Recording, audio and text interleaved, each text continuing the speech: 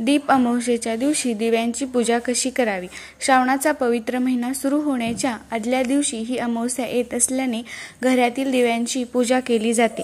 आषाढ महिन्याच्या शेवटच्या दिवशी म्हणजेच अमावस्याला आषाढी अमावस्या किंवा दीप अमावस्या असे म्हणतात.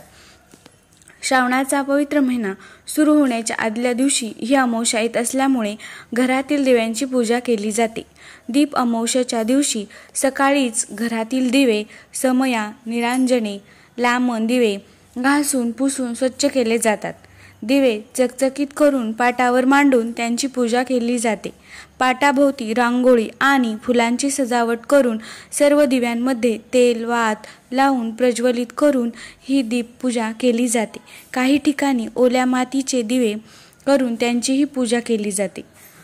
हळद, कुंकू, फुले, अक्षता वाहून दिव्यांची पूजा करण्यात येते.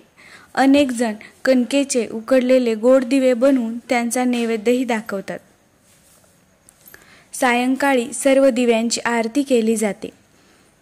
अनेक ठिकाणी सायंकाळी शुभम करोती ही प्रार्थना म्हणून लहान मुलांना ओवाळले जाते.